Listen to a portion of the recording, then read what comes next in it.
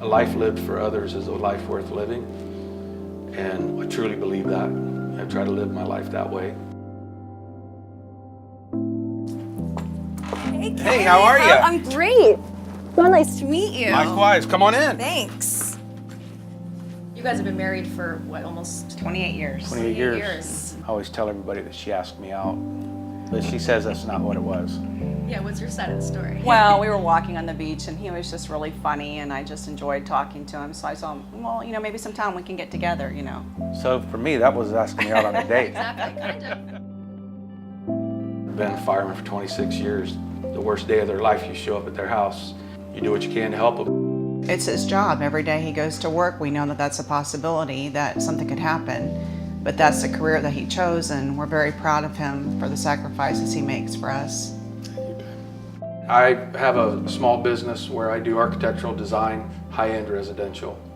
My third job is actually an unpaid job. I volunteer for Building Homes for Heroes. We gift homes to wounded veterans, and they own a mortgage-free day one. You know, I wake up every morning with my aches and pains like everybody else. I'm 54, I've worked construction all my life. When I have my pain, I take Advil. I feel great later in the day. Why do you feel this responsibility to wake up every morning and do what you do? You know, I look upon things and say, if not me, who?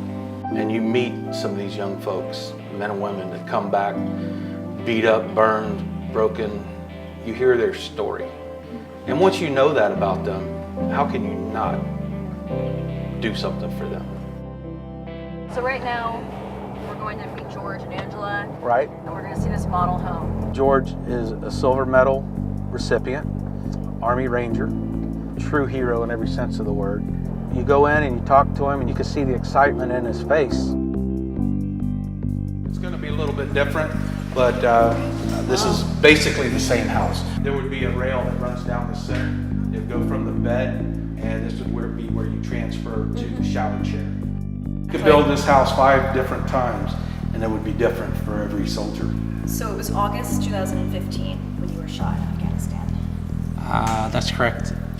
During that time, I was at a small base in Kabul. We had insurgents hit the front gate with a vehicle-borne IED. And after an hour and a half, I was shot 4 times, twice in my left leg and then twice in my back. One of the rounds had actually shattered my spine. Having a strong wife and, you know, my daughter to be able to help out as much,